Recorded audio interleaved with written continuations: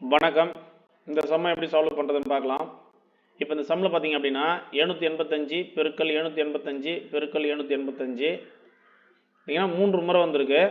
அப்போ இது எப்படி இருக்குது அப்படின்னா ஏ கியூப் இப்படி இருக்குது. 785 பெருக்கல் 785 பெருக்கல் 785 3 முறை பெருக்கல் இருக்குதுனால நம்ம என்ன பண்ணுறோம், அதை இதை ஏன்னு வச்சுக்கணும். அதனால் ஏ கியூப்னு எழுதிக்கிறேன். அடுத்து என்ன இருக்குது அப்படின்னா ப்ளஸ்ஸு. அடுத்து பாருங்கள், இதே மாதிரி இந்த டேர்ம் ஃபுல்லாகவே 785 435 தான் இருக்கும்.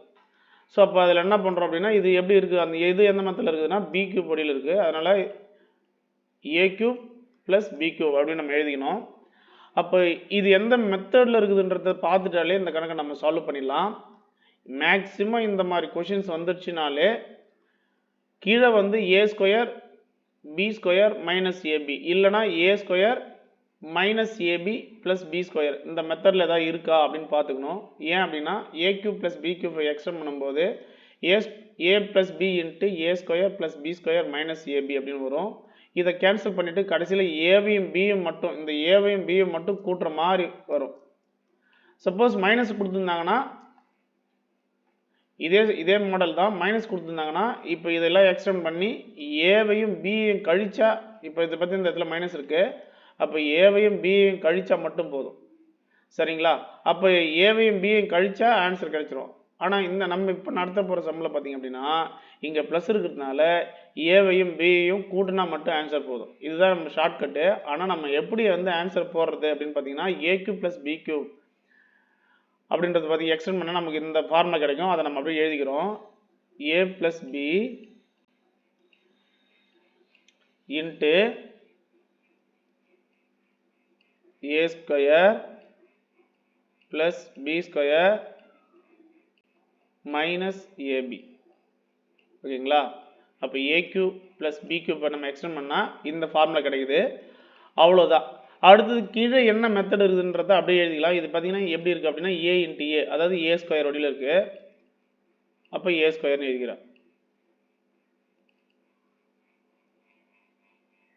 ஏ ஸ்கொயர்னு எழுதிக்கிறேன். அடுத்தது இதை பார்த்தீங்க அப்படின்னா ப்ளஸ்ஸு. அடுத்தது என்ன இருக்குது அப்படின்னா பி இன்ட்டு பி, அதாவது பி ஸ்கொயர் வடிவில் இருக்குது. அப்போ பி ஸ்கொயர்னு எழுதிக்கிறேன்.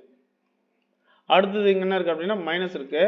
அடுத்து இது எந்த வடிவில் இருக்குதுன்னா ஏ இன்ட்டு பி வடிவில் இருக்குது. அப்போ ஏ இன்ட்டு பி அப்படின்னு ஏபின்னு எழுதிக்கிறேன். ஓகேங்களா?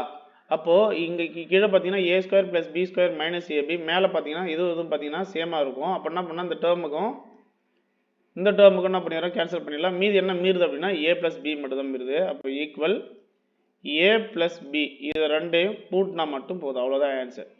சப்போஸ் இதே மாடலை இதே போல் வந்தது அப்படின்னா இந்த இடத்துல மைனஸ் வந்ததுன்னா அப்போது அங்கே என்ன அப்படின்னா ஏவையும் பியையும் கழிச்சுக்கணும். அவ்வளோதான் ஆன்சர். அப்போ ஏவையும் பியையும் கூட்டுங்க. அப்போ 785 அடுத்தது 435, இது ரெண்டுத்தையும் ஆட் பண்ணிங்கன்னா எவ்வளோ வருது, சாரி 435. இப்போ இது ரெண்டுத்தையும் ஆட் பண்ணிங்கன்னா 0, மறுபடியும் ரிமைனிங் 1, இது ஆட் பண்ணிங்கன்னா 12 மீதி 1, இது ரெண்டுத்தையும் ஆட் பண்ணிங்கன்னா 12. அப்போ 1220 ஆப்ஷன் டியில் இருக்குது ஆன்சரு. இதே போல் ஒரு சம்மு இருக்குது.